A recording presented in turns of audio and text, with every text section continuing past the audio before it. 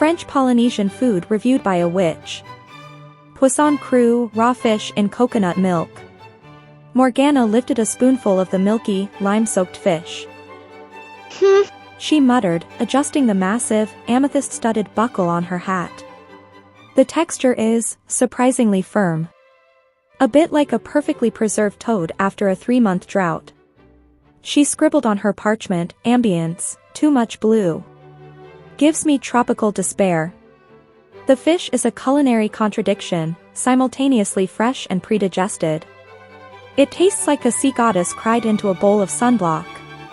My rating, 3 out of 5 stars, docked 1 for the unsettling crunch of a stray sand grain, which I suspect was intentional for authenticity. Roasted suckling pig, Kahlua pig. A giant plate of slow-roasted pork arrived. Morgana, a connoisseur of fire and smoke, inhaled deeply. Ah, now this is proper culinary witchcraft, she declared, tearing off a piece. The chef clearly used the correct incantations. The skin crackles like a dry branch hitting an oil fire, and the meat is tender enough to use as a pillow. She paused, then squinted at a small, decorative orchid placed on the side. The pig is stellar. A triumph of porcine sacrifice.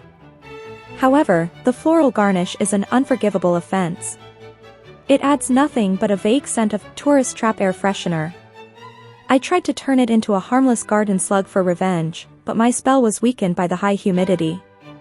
If you serve a witch a perfect roast, don't insult her with a flower that smells like disappointment.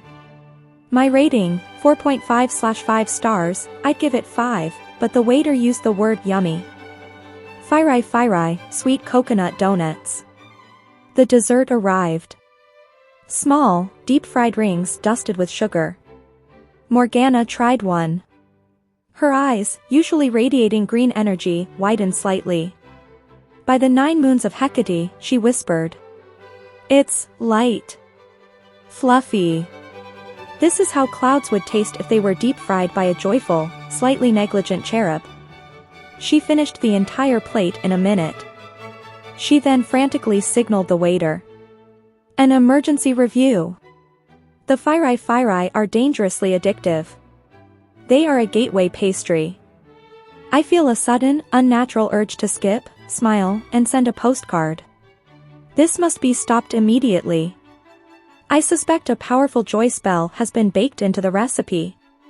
I demand the recipe so I can reverse engineer the anti-gloom properties and use them for evil. Until then, they are perfection. My rating, 5 out of 5 stars, and I will be placing an order of protection against them. Raw sea urchin. The chef, hearing about her brutal honesty, sent out a complimentary dish, raw sea urchin, fresh from the lagoon. Morgana poked the spiny shell hesitantly with a silver fork, a gift from a mermaid she once briefly cursed. She lifted a glob of the shimmering orange roe. It tastes like the ocean floor's darkest secret, she announced, her face scrunching up. A profound brininess, followed by a texture reminiscent of cold, mucus-y regret. She then shuddered dramatically. This dish is an experience. It's a glimpse into the existential terror of a shallow sea creature. I appreciate the honesty, but I prefer my food to not taste like I've licked a tide pool during a full moon. I tried to summon a small waterspout to send it back to the lagoon, but the sun was too bright. My rating, 1 out of 5 stars. The only redeeming quality is the lovely color, which perfectly matches the bile rising in my throat. Tropical fruit platter. The final dish was a simple assortment of mango, pineapple, and papaya. Morgana stared at the plate, which was adorned with a tiny paper umbrella. The paper umbrella was the final straw. With a deep sigh, she pulled a small, iridescent vial from her cape and uncorked it. A swirl of dark purple smoke drifted out, coalesced over the fruit platter, and with a soft pop, the platter was gone, replaced by a steaming pile of perfectly roasted, buttered mashed potatoes. I'm sorry, she told the bewildered waiter. I draw the line at frivolous paper accessories and naked fruit. It's uncivilized. I used a low-level transfiguration spell, grade 2, mostly harmless, to swap the offensively cheerful platter for a comfort food. The potatoes, while not local, were seasoned with proper Himalayan black salt, and the butter was cultured. My final review of the restaurant: excellent pig, dangerous donuts, and a tragic adherence to healthy options.